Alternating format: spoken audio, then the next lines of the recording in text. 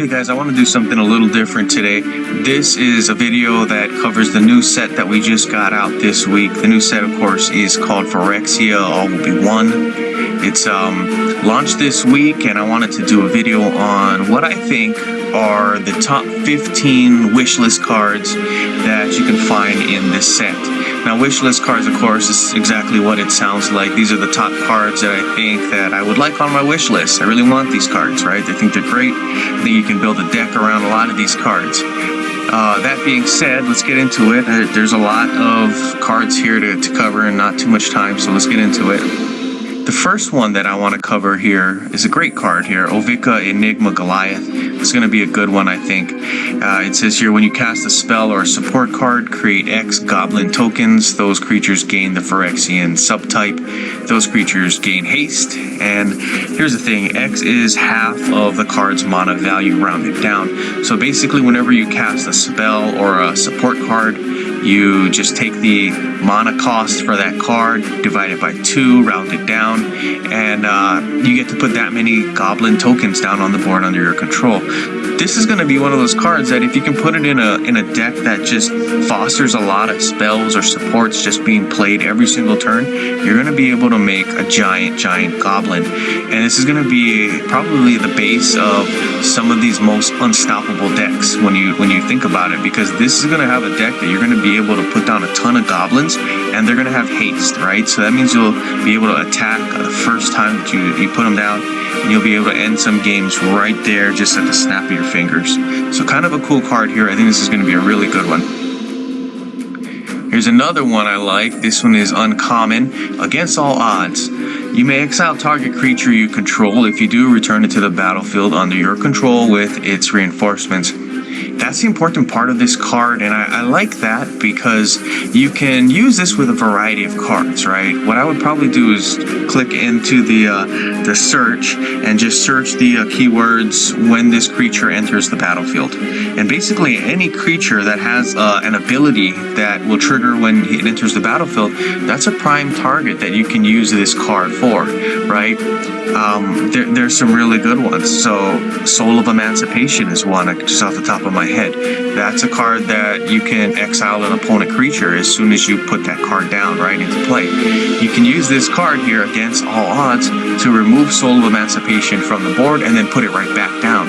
And once it goes back down, that would normally be called, second time being in play. It would be able to launch that ability one more time, right? So that's going to be good. You'll be able to exile another creature. This one is going to be a whole lot of uses for it, so I think this is a great card. And guess what? It's only uncommon, so that's awesome. Here's another one that I like, the Scheming Aspirant. It says, when you proliferate, your opponent loses 3 life and you gain 3 life. Proliferate is a really nice ability here. I'm glad they brought it back. I'll tell you what it says here. It says, when you proliferate, gain 1 loyalty, then your buffed creatures get +1/+1, and your Vanguard supports get 1 shield. And then you can also read the next chapter of the saga that you control.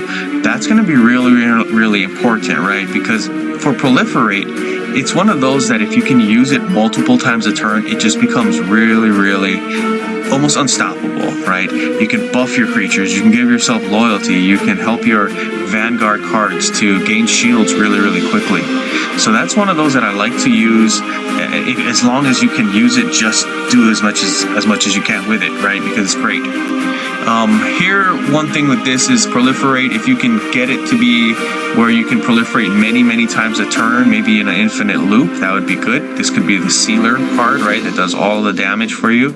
Every time you proliferate, you gain 3, your opponent loses 3 life. And that's going to be one of those that just ends the game for you if you can get that kind of a deck going.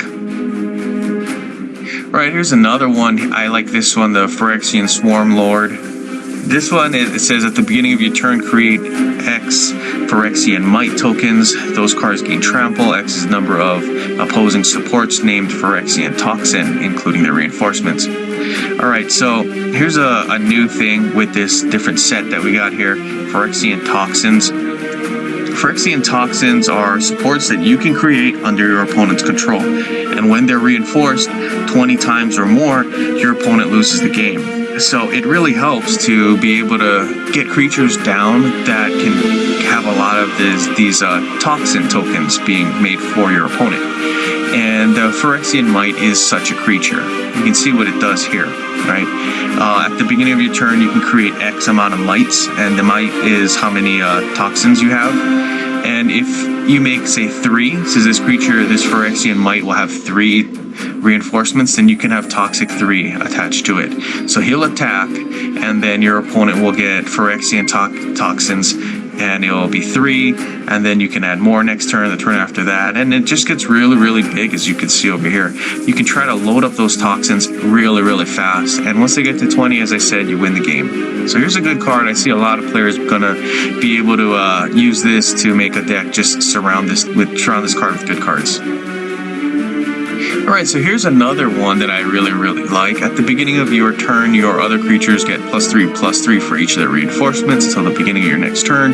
Opposing creatures get -3/-3 for each of their reinforcements until the beginning of their next turn.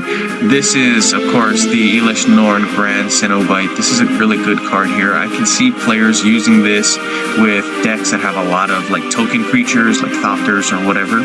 If you got a Thopter, and let's say it's a stack of 10 Thopters high, right? Each of those Thopters is going to get +3/+3 for each of their reinforcements. That's really good, right? So you can think about it, right? You're going to have a pretty good sized creature there. And that second ability, your opposing creatures get -3/-3. That's, hey, that's even better, right? So I see this one as one that's going to go good with a lot of token cards and a lot of token creatures. Here's the next one that I like, and it works off the Proliferate ability. This is an Inexorable Tide. This is a nice card here. This is when you cast a card, Proliferate and Escalate. Proliferate, as I mentioned again, it's going to help you to buff your creatures, it's going to help you to gain loyalty, and it's going to help you to put shields on your vanguards, right? So this is a really good one. Hopefully you're going to be able to cast a lot of cards per turn, make those vanguards really big. You're going to be able to use those abilities really quickly. It's a good card here. Here's the next one, Izuri Claw of Progress. This is a creature that's going to cost 10 mana. It's blue and green.